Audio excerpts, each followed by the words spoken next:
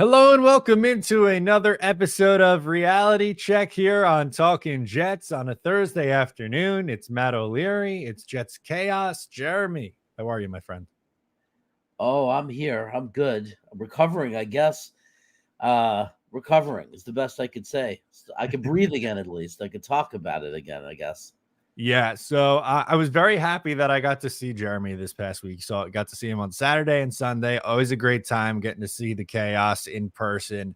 Unfortunately, and I'm sure if you're watching this show, I'm sure you've seen, Monday and Tuesday and Wednesday's recap, and now we're up to Thursday. And look, focus to shift to bigger and better things. We're going to spend a lot of time on Davante Adams. If you guys want to ask any questions about this upcoming game, we'll do that as well.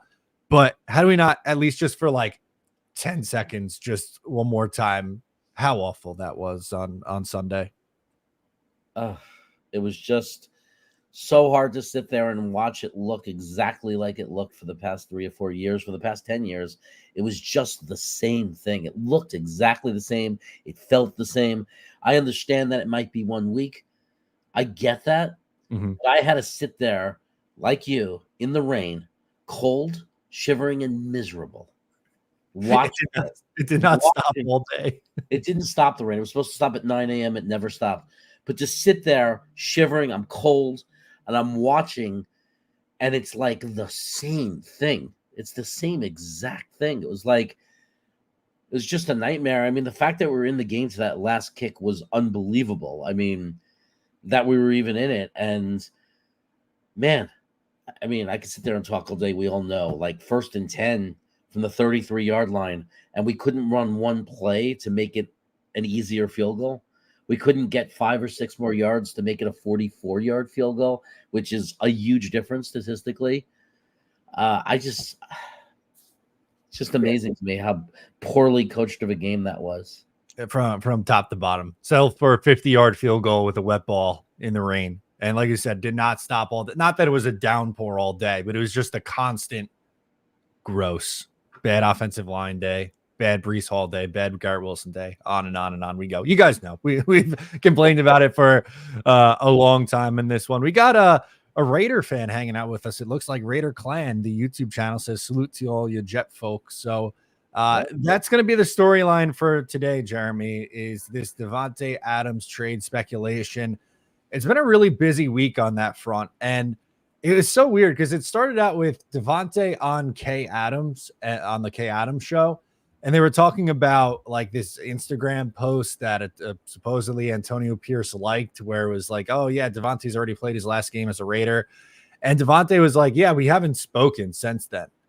And my first thought was like, that's really weird. Like, wouldn't you think you'd talk to the coach? And then like, couple hours later, it comes in that the trade request went through, and now it's a waiting game to see where he ends up.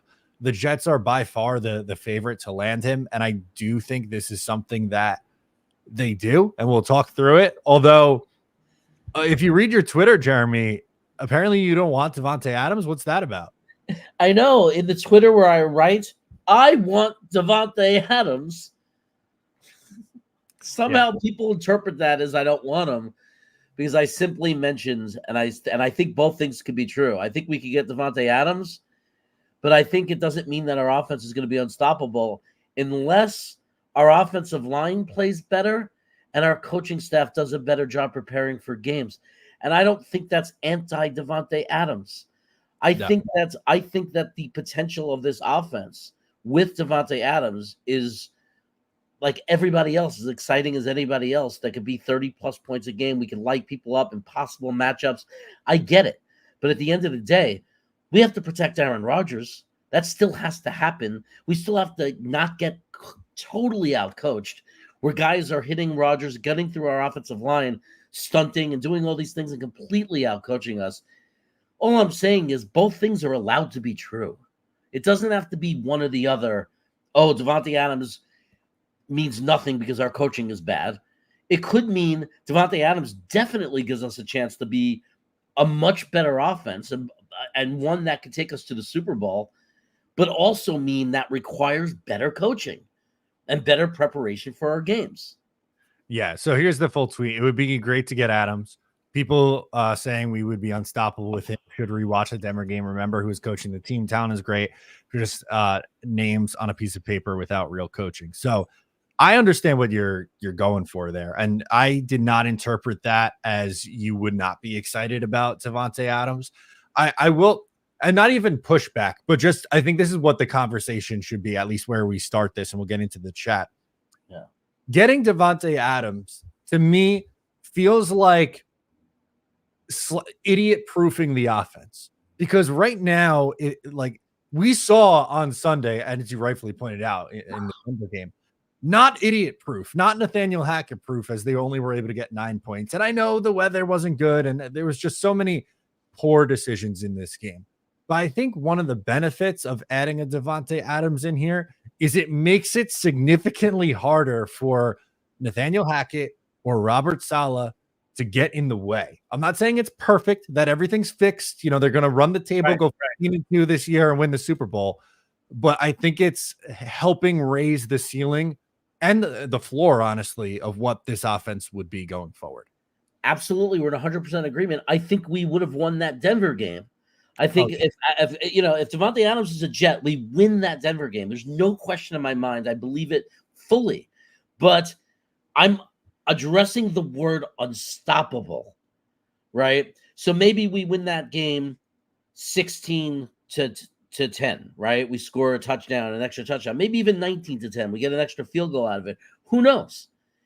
But I think to be unstoppable, when I say unstoppable, because you could say no one's unstoppable, true. But when I hear somebody use that kind of hyperbole, when someone says unstoppable, I'm thinking elite Kansas City type in their prime offense, LA Rams, when they were the greatest show on turf. When someone says unstoppable, I feel like they're saying we're going to be top NFL offense in the game. We're top 2, putting up 30-plus points, lighting people up. And I think that we can be that with Davante Adams, but I think that it has to be. You could watch last week's game. We're going to need more than just him to become that offense. If we're thinking number 1 offense. Yeah, and I think that's the strong differentiation. Like, I think we're getting over our skis a little bit, but we could say like it's obviously going to improve the offense and it's going to make this offense better.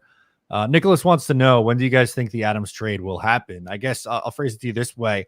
Do you think something gets done this week before the games on Sunday, or is this something that bleeds into the following week? Knowing Joe Douglas, it's going to take as long as a process as this could take. And, my biggest nightmare is that we're going to lose out on him because Douglas is so, has always held so dearly to his value chart. Yeah. Like whatever value he comes up with.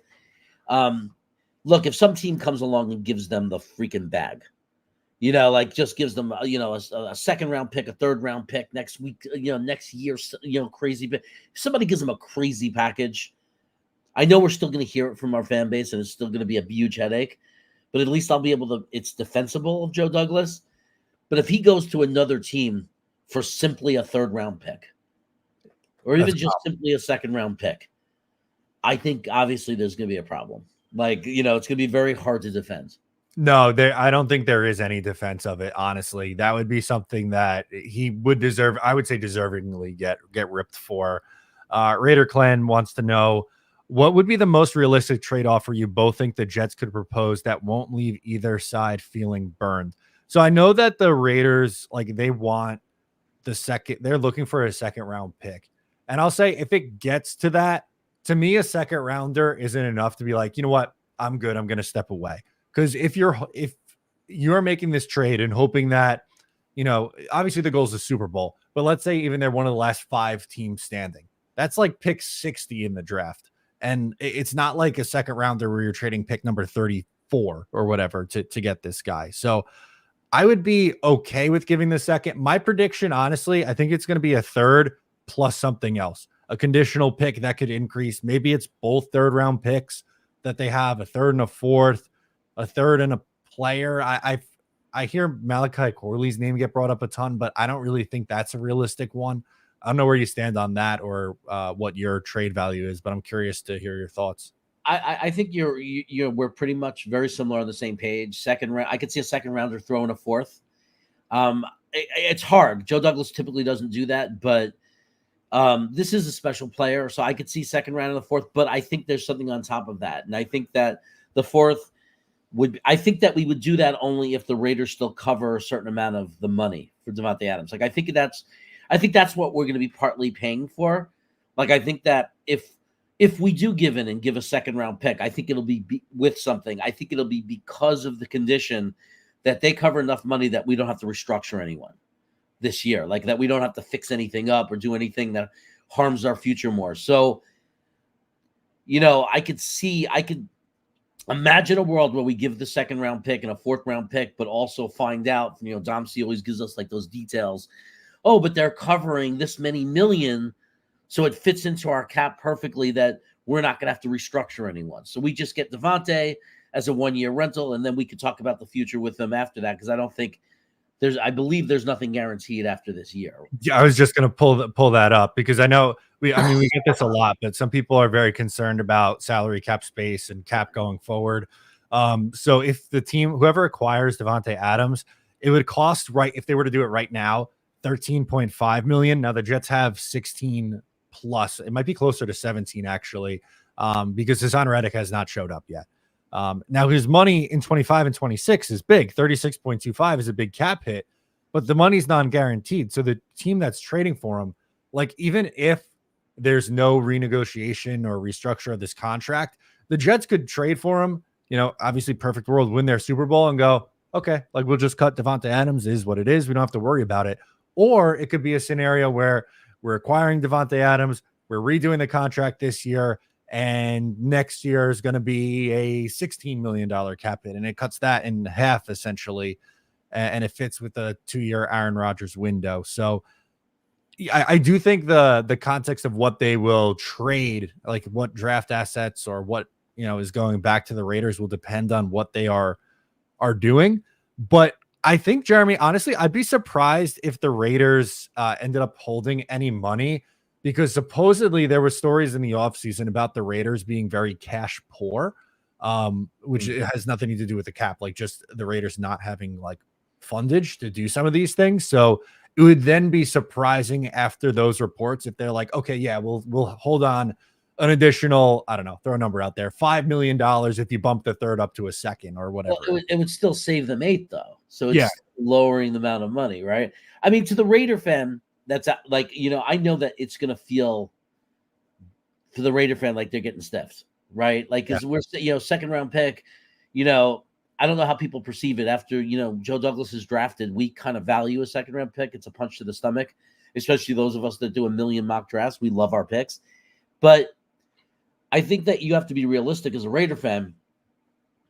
If the rest of his 2 years were $20 million a year, $22 million a year, and you were getting Davante in this great contract where you had the option of keeping him for $20 million, $22, $23 million, then yeah, you'd be getting a whole lot more for him. But this is a literal 12-game rental.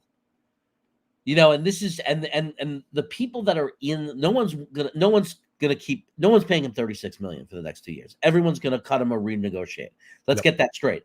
So you have to understand the teams that are negotiating, Pittsburgh, people have said, Dallas, people have thrown out there.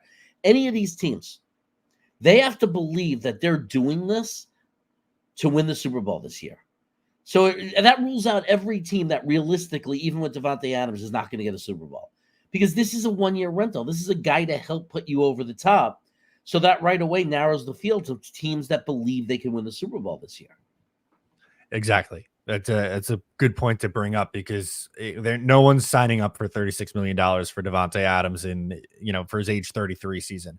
Now, if that gets redone, and like I said, that gets cut in half, and it's like Davante for 15 next year, then yeah, totally. That's a completely different story. Nose Kills chimes in with our first super chat of the day. We appreciate you. Nose Kills says, the number one thing Adams would bring to this offense is one more person that knows when to ignore Nathaniel Hackett, which is hilariously true. But kind of goes back to one of the points I made at the beginning of the show, Jeremy. Like, it makes it a little bit less likely that a guy like Hackett's going to get in the way of this offense. Yeah, I mean, it would be really hard for them to justify, like, at the end of the game on one of the last critical plays, it'd be really hard to justify Wilson and Davante not being in the game personnel wise. Like it'd be almost impossible to justify that. So it's like you said, it's foolproof because could they be that dumb? Is it possible to be that stupid? I don't think you're going to get a back shoulder throw to Xavier Gipson on 3rd and 10 if with Davante Adams here. Right. And I think that's exactly the point. And I think that's why it's a great argument that we win that game. We win that game with Davante Adams for other reasons too, because Davante Adams is a special player. He has a connection with Aaron Rodgers. There's no question he would have done more than any other receiver did in that game. And we only needed just a little bit more. We need the tiniest little more production, and that game is a different game. So, yeah, I mean, there's no question. In my mind, we win that game with Davante Adams, and it's not the only game. There are other games we will win because we have him, as opposed to if we didn't have him. There's no question about that. But it doesn't solve our problem. All our problems is all I'm saying. It's not the magical key where all of our problems go away. There's problems, and there's things that we have to fix on this team. Now, I'm hoping the next thing I want to bring up riles you up a little bit. If you haven't seen it yet, if you have, it might ruin it a little bit, but we could still talk about it. Have you heard Mike Florio of Pro Football Talk, his take on the Jets acquiring Davante Adams? I have not heard his take. Oh, here we go. Okay. Listen to this. Oh, wait a second. The one that said we'd be stupid enough to do it? No, not quite. Okay. But I want a genuine Jeremy reaction to this. So this is good. I did a video or a social media video on it. So here's the headline. The Jets have Garrett Wilson, Allen Lazard, and Mike Williams at wide receiver. If they acquire Davante Adams, could Wilson be the odd man out? Fucking stupid. What a fucking stupid. How is that? What's the correlation of adding Davante Adams? And what the hell does that do to like push Garrett? Like, yeah, that's going to push Garrett Wilson off the field. That's the stupidest thing. But people think like this. He's not the only one. That's the sad thing. That is so stupid. No, it's the guy on the bottom of the roster. I don't know. Maybe it's Irv Charles after the penalties, and we find another way to survive on special teams. I don't know. But whoever it is that's not going to dress, and whoever it is that's going to get sent to the P squad, it's not going to be Garrett Wilson. So that's just a stupid thing to say. Yeah. So Jason Brownlee gets waived, right? Like this is probably most likely or Xavier Gipson gets pushed even further down the depth chart, or Malachi Corley, who's played only 2 snaps anyway through the first 4 games, doesn't get time. We're talking about your top 4 receivers would then be Davante Adams, Garrett Wilson, Allen Lazard, and Mike Williams. Look, like, that is a formidable top 4. Every time we go 11 personnel, every time, the way it should look is, unless there's some certain circumstance, it should be either Wilson or Davante in the slot, and Davante and the other one on the Davante and Mike Williams on the end. So I mean, like, it's so simple because either Davante or Garrett Wilson can move into the slot. Yeah, right. Either one of them. I don't see a reason why Xavier Gipson, except for special plays, has to be out there. I think in 11 personnel, I expect Mike Williams, Davante Adams, and Garrett Wilson to be on that field. Yeah. We got a few in the comments, like Billy SBC is saying Garrett to the Raiders for Davante and a 4th. I hate this. I hate this with a burning passion. It makes no. And Ryan mentioned it on the show on Monday, and then we gave him a hard time about it on Tuesday. This is, I don't think people realize how good not only Davante would be just for this offense in general, but do we forget? I'm going back a little bit. I'm aging myself slightly here. But in 2008, the Jets brought in Ty Law, and he played cornerback with a young Darrelle Revis. Darrelle Revis then in 2009 goes on and has maybe the best cornerback season a corner has ever had in this league. I think Garrett rather, learning from Davante and seeing what he has to do to get himself more on the page with Aaron Rodgers only helps Garrett Wilson long-term. It doesn't hurt him by bringing in someone else who, this year he might take snaps away from it or targets rather away from him. And Wilson might technically be the 2, but long-term and development-wise, does this not improve Garrett Wilson? I think Garrett Wilson will get better numbers if Davante's on the field, because you can't freaking key him now. You can't just say, well, oh, now the defense of the teams we play can't say, oh, let's just take out Garrett Wilson and focus only on him. The whole point is now we're getting another receiver that says you can't do that. Suddenly the Gonzaleses of the world, the Surtains of the world are not just strictly covering Garrett Wilson with the help of a safety. Suddenly they have to cover Davante. So what are you going to do? If you want to take Davante out, now Garrett Wilson is freed up. That's the whole point. If you want to continue to focus on Garrett Wilson, then Davante is going to eat you alive. The whole point of this is to have both of them. So no way are we parting with Wilson. And let's not even talk about the contract, the amount of what we have left with Wilson if we pick up the 50-year option. No way. The whole point is to have both of them. How does this help us? If Wilson is gone, now they're going to do the same thing to Davante that they did to Garrett Wilson. They're going to key him. They're going to double cover him. The whole idea is we want to have two weapons that are so powerful, kind of like Miami, like with Hill and Waddle, that, okay, double cover one and the other's going to eat you for lunch. Or A.J. Brown and Devonta Smith. Like there's a few really good examples of that around the league. Jace comments, I'd like to see Garrett stop being a diva. Do you get those diva vibes? Because this isn't the first time, and I'm not blaming Jace for this because he's not the only one who's brought this up. I've heard this a few times.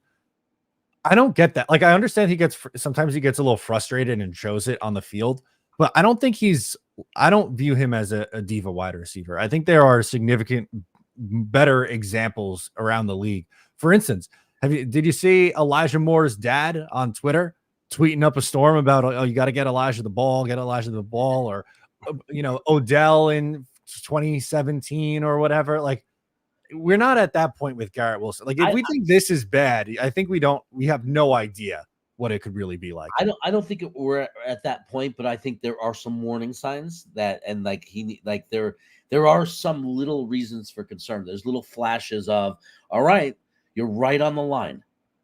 You know what I mean? You kind of went to that line, not the whole time. He's not talking, not with the media. He's not there, but there were moments where it was like, okay, on the sideline where I go a little, okay, just calm down, kid. You know what I mean? Just calm down, be patient. They're double covering you. We're winning.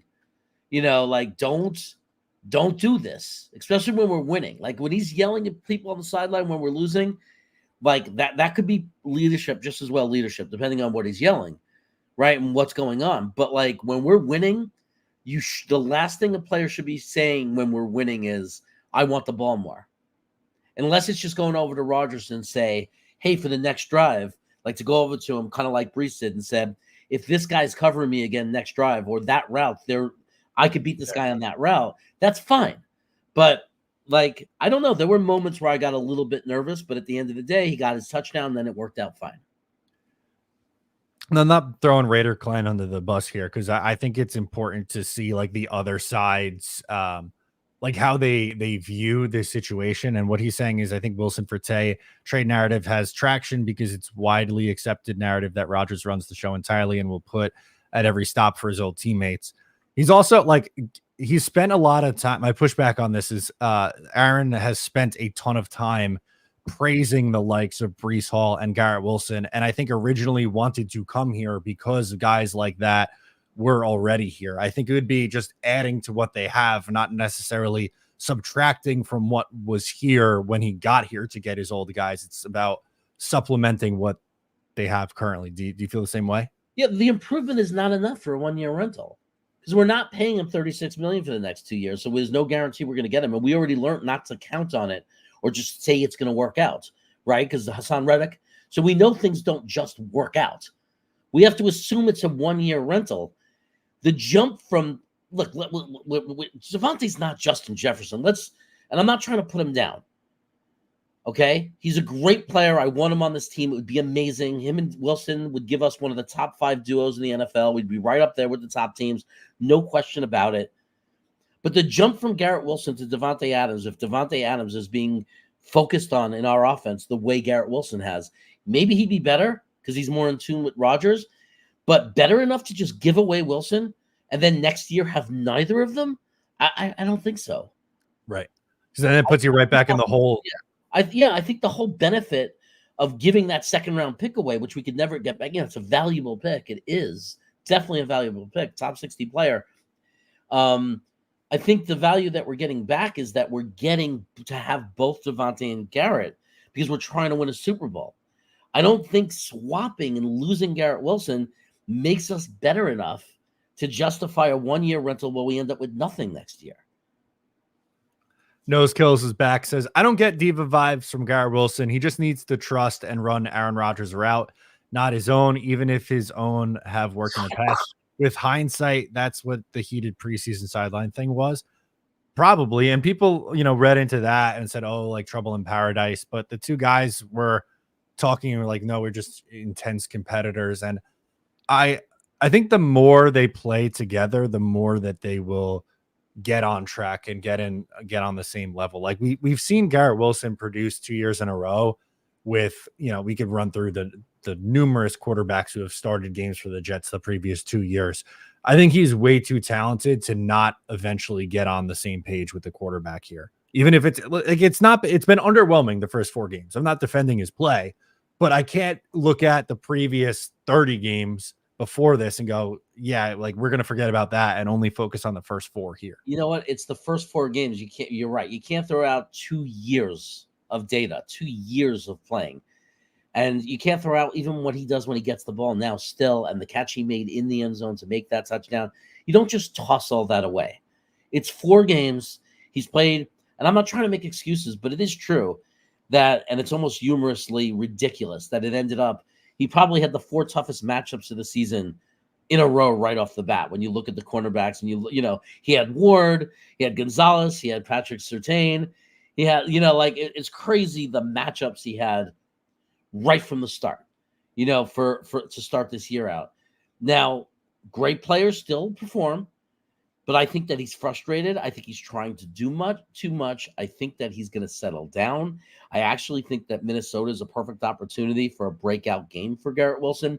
And I think he's one breakout game from everybody like washing away the nonsense that he's not a number 1 receiver. And same with Breece Hall too, by the way. The Breece Hall is overrated. We crowned him too early, this and that. Like we're 1 game away from both those guys being like to going back to what they've looked like, whether it's 120 yards and a touchdown for Breece or 120 and a touchdown for Garrett Wilson to going, oh yeah, this guy's pretty damn good. We need them to do something soon, right? Because if you Breece Hall, you can't do this all year and say, remember what he did the first 2 years. Like at some point he's going to have to break out of this, but to already wave the white flag doesn't make any sense. I mean, look, that game was devastating. It hurt all of us, but at the end of the day, it's not like if you're a football fan, you haven't seen teams rebound and look different week to week and come back from these kind of things. I mean, we watched the Baltimore Ravens lose at home to the Raiders and then beat Dallas and then crush Buffalo. So the Baltimore Raven fans, when they lost to the Raiders, were they saying the season's over? That's it. We're done. This team is awful. This is a different kind of year. And if they did, what are they saying now? So we have to remember things could change at the flip of a dime. If we come out and beat the Vikings and look great, all this is going to be forgotten. I mean, right. I don't know, totally forgotten for me because I had to sit there in the rain and endure that for 4 hours. But but if you said it, if the Jets win on Minnesota, which is not against Minnesota, which is not a given, right? Very tough game. It's going to be really, really hard to win against the Vikings. They're playing great football. Even if the Bills win this week, the game's for first place. I know. The game against the Bills in week 6 would be for first place in the division. So, yeah, I mean, we would still be upset and annoyed that they lost a very winnable game against the inferior opponent at home with 10 days rest. Yeah, that's not going to go away. But the point, like, they're still very much alive. Even right now, they're the number 5 seed. If the playoffs ended today, they'd be the first wild card. Yeah, I mean, look, I have all the, because I know what everyone's going to say, and I don't blame you. Like, I mean, because I've processed this over and over again in my head. The 2 wins we have is against Tennessee and New England. There's no doubt that we have to play better and that this team is not going to do anything and barely be a playoff team overall. And I'll say that overall, the 4 games blended, this is not good enough. But teams change throughout the year. The key now is to not fall out of the race. And what you just said is exactly 100% spot on. The point is, as long as we're in range, as long as this team improves and gets better, which could happen, we could be fine. Absolutely. They could be fine. Wanted to point out a comment in here from My Holy King, which I thought was great, saying, you're telling me Josh Allen, Burrow, Mahomes wouldn't love to have Garrett Wilson? Like, meaning the point of that Rodgers doesn't want Garrett Wilson or would only want Davante Adams. It's not, I don't think he wants one or the other. I think it's, let's have both. Like, let's really go for this thing and try to win a championship here, which is basically what we've been saying. That would be the whole purpose. I mean, every Jet fan that's been screaming for Davante Adams has not been screaming, get rid of Garrett Wilson and get Davante Adams. What we're screaming is, we want to have two great receivers. That you never have too many weapons. We all looked at Cincinnati and we watched them go to a Super Bowl a few years ago. And it was pretty much based on the fact that this young quarterback had two elite receivers. Maybe you could argue three, right? We all watched Miami put up tons of points before Tua went down at one point. They looked really scary because they had Hill and Tua. I mean, it goes without explanation why we want Davante Adams, but also it goes without explanation that the dream of Davante Adams comes with Garrett Wilson. Our guy Jets Talk 24/7 hanging out with us. Thanks for checking in with us. Ryan says, load up on talent. Hell yeah. Look at that. And not one, but two members of Talking Jets in here. Dom C says, hello from London. All right, what's up, studio out there? We got a lot of Jets contingencies out there overseas. Dom C, our guy Connor Long, Jake Asman made the trip. It was bad enough making the drive in the rain on Sunday. I could not imagine flying across the Atlantic Ocean to watch this team and see a performance like we saw a week ago. You know, I mean, it's not much further than the flight I did, so I can't really say that. Yeah. Because for 3 years in a row, I've done that. A 5.5 hour trip across the country, and for 3 years in a row, I've got nothing but crap. So, I feel for you. Unfair. You had to fly across the country and get that kind of crap performance. But hey, we did have an amazing time in the city on Saturday. Yes, we did have a great tailgate party. It's always a great time when we hang out, and anybody who's watching, even if they lose, if you can get, because I'm sure we'll do it again next year. If you could be part of, it, and Talking Jets, we're going to do it again. You don't want to miss out on it. It's a great experience. You'll have a great time. Because I think once the pain of the loss settles down, I'll always remember that trip as a great, an amazing trip. Absolutely. It's always a fun time in the lot. We're just hoping for a better experience one of these next times we go in. Maybe we'll eventually see a win. Wanted to pull up just because we're kind of doing updates. This is the latest from Jordan Schultz. Said, as I reported Tuesday, Davante Adams wants to be a New York Jet. The Jets want Adams, but so do a whole host of other teams. Essentially saying it's not as simple as the Jets and Adams they both want the trade to work out. The Raiders also have to be players in this too. And, Adams doesn't have a no trade clause. So if we'll just use the example, but if the Bills come in with a better offer, they could ship him to the Bills. Yeah, look, the Raiders are, I don't know what there's, what his no trade or trade clause is, but obviously he has a list of teams he'd be willing to go to. And, the Raiders are going to sit there and they're going to listen to all offers. They're not Jet fans. They don't care about us. They're going to take what's best for their organization. Now, remember, a lot of this other teams being interested could all just be a bunch of baloney because they're just trying to pump up the price. Although I don't think it is, because I think if I was Pittsburgh, I would be inquiring. Right, of course. Any of these teams, like they were supposedly very in on Brandon Ayuk, so now they're just not going to be interested on the next big receiver to hit the market. Like clearly they're going to check in on Adams, and there's been a lot of reports that the Jets are the favorite and Davante wants to go there. But again, I just want to reiterate, I think this is eventually where it ends up. I do truly believe that Davante Adams will end up being a Jet. But it's not as simple as, okay, they both want it. Here comes a trade in the next 5 minutes kind of thing. It's going to take some time. Yeah, there's going to be a lot of negotiating and again, a lot of moving parts. There's going to be talk of money. And, how much money are they going to retain? Are they going to retain nothing? And what does that do to the package that we offer?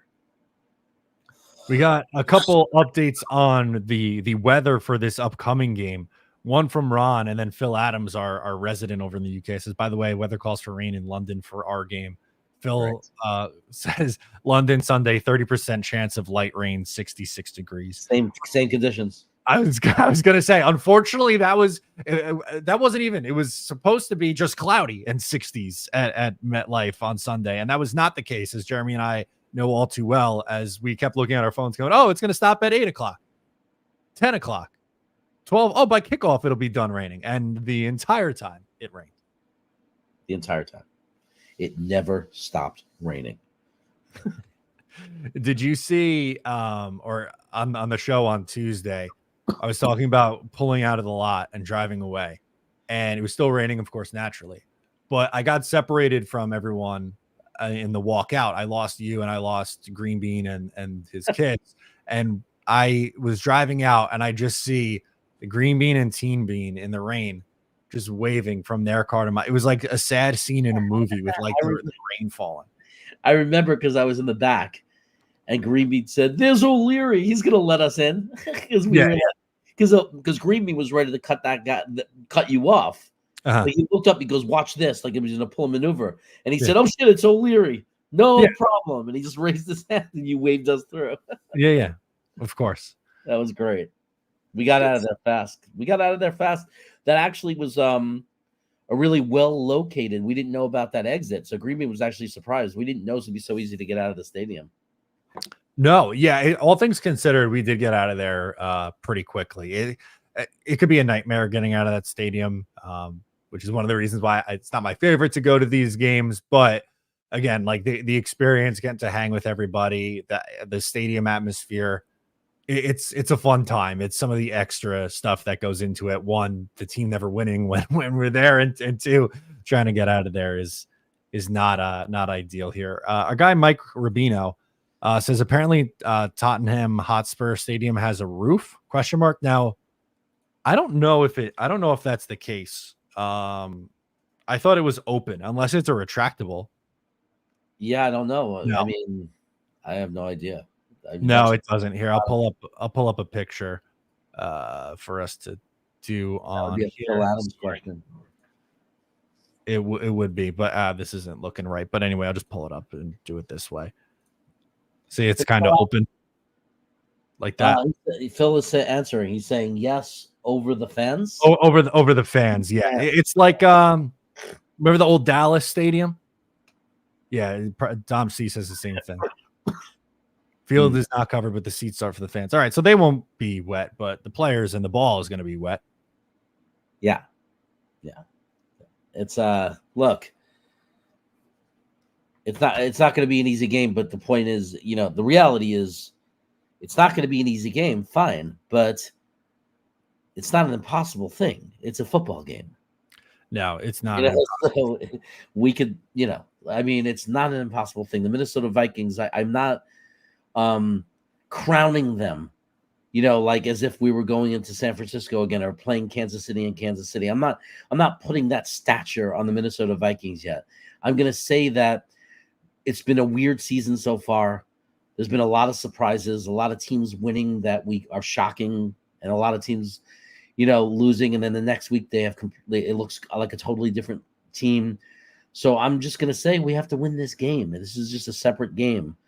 And I just hope the team could put last week behind it. And I do think that it's a very different feel and a very different type of matchup. This is not Denver's defense. It's going to feel different. It will feel different. Maybe this might be a good spot to start talking more about this Minnesota game. If anything new comes out with the Adams, or if you guys in the chat go back to Adams talk, we could go back to it. But we have Gator, who's hanging with us, says, key to the games, in my opinion, Sauce and Reed locking down JJ and Addison. If we get what we'd expect out of our corners, the third win will be ours. So Justin Jefferson, for my money, is the best wide receiver in football. And he's put up a touchdown every single week. He's been a very big factor. The last time these two teams played, I think the Jets did a pretty good job of containing Justin Jefferson. But Sauce Gardner mentioned this offseason that he will travel more. If there was ever a game where Sauce Gardner traveled with a wide receiver, it feels like it would be this one with Justin Jefferson, I think. Yeah, there's no question. He's the only guy we have on the team that could really have a chance to just at least slow him down and make him human, like, and people better not be on Sauce's, shit yelling at him if he, if Jefferson gets 5 or 6 receptions for 50 to 70 yards, no touchdowns, then you have to take your hat off to Sauce Gardner and say, good job. You can't sit there and expect him to hold him without any catches or anything like that. That's just not the way it works. What we want to do is we want to contain him and stop him from beating us. But I think the real trick to the game and the real key in making all of that is it's really going to come down to our defensive line and pressure. We know what happens to Sam Darnold when he's under pressure. One of the things that is helped him this year, if you watch, he hasn't been feeling a tremendous amount of pressure. So it's just no question. I don't care if we have to do what we get against New England. Let's start blitzing again. Whatever we have to do, we have to make him feel pressure. Yeah, that's a very big key to this game and something that I wanted to get into.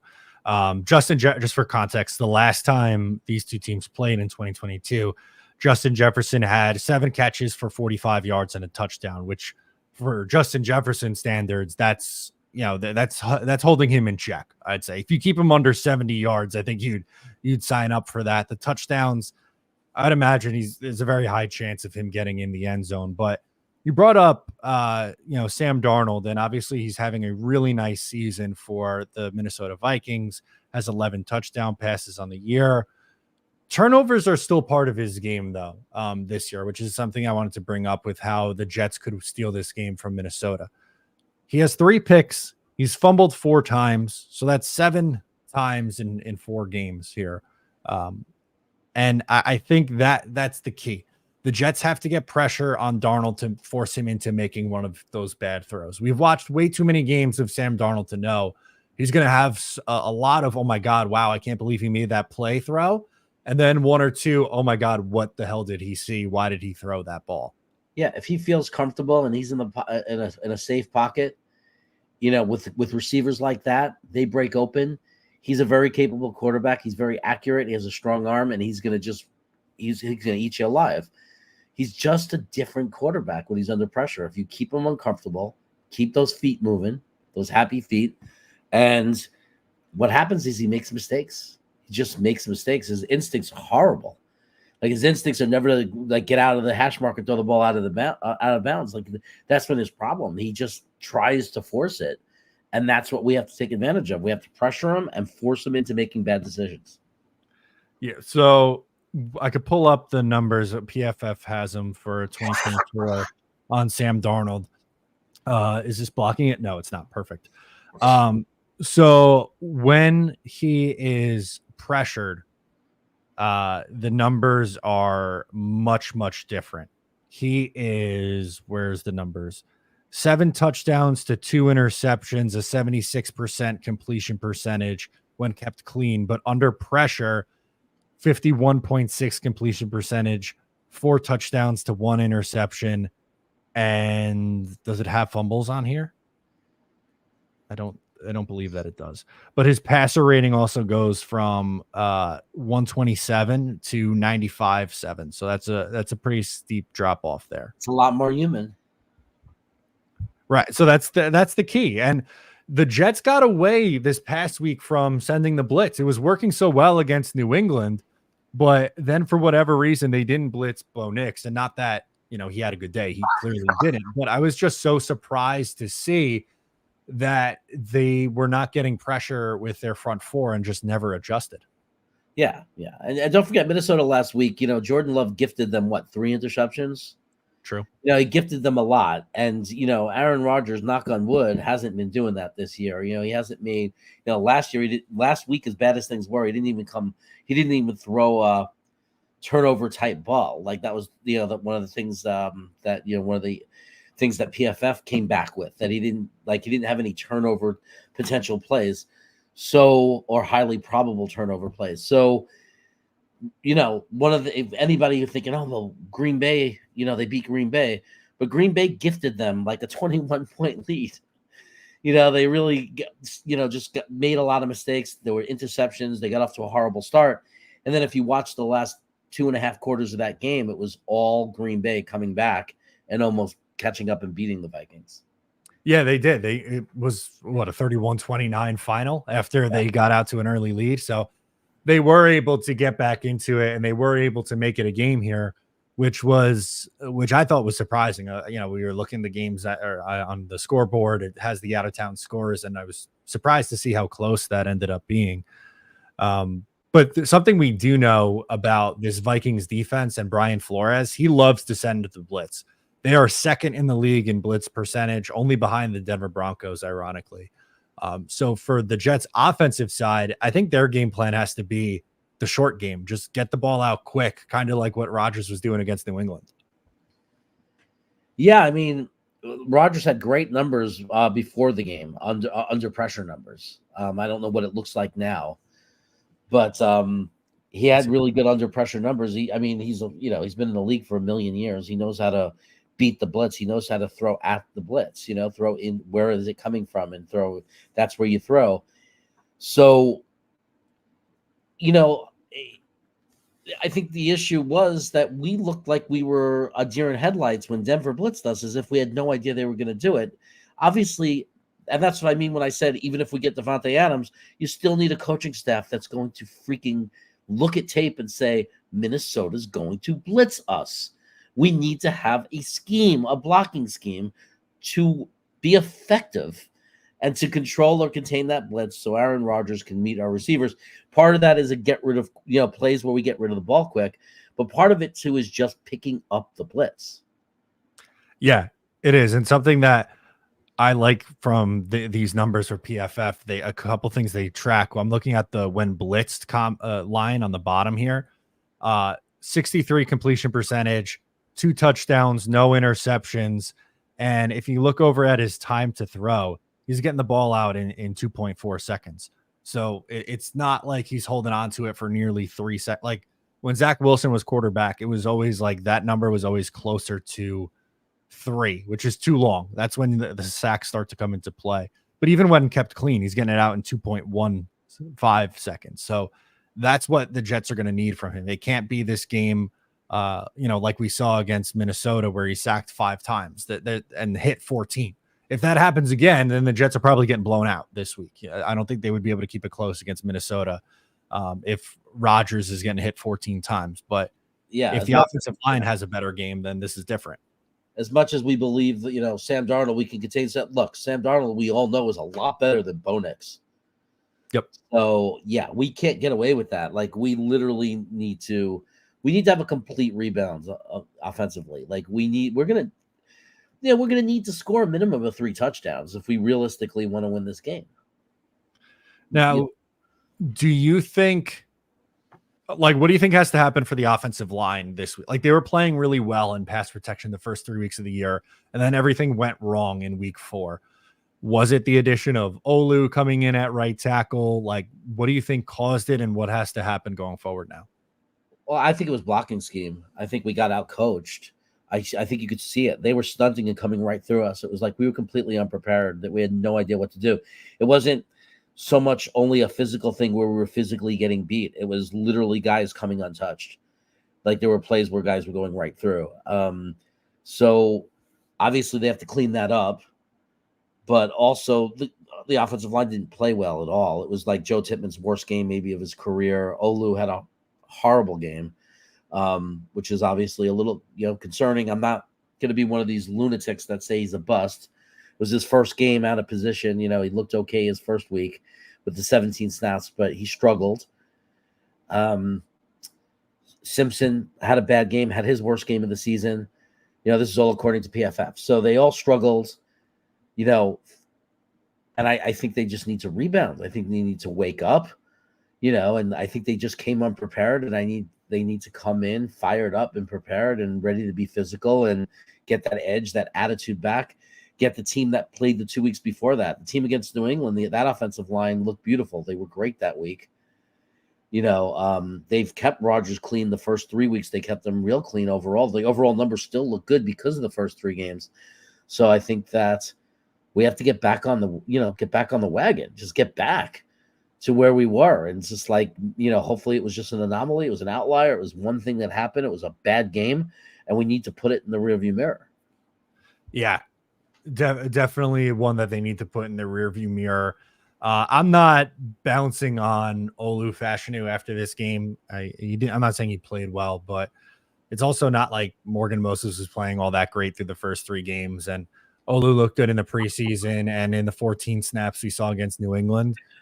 So I think like he's someone that I'm pretty comfortable bounces back this upcoming week. Again, not the Vikings defense. They're not slouches. They've performed well so far this year, and especially at creating turnovers and getting pressure. So it is going to be a test for this offensive line. But again, there's a lot of talent here, unlike last year when there were, numerous injuries and, everything like that. So I'm not thinking that this Denver game is going to be the norm going forward.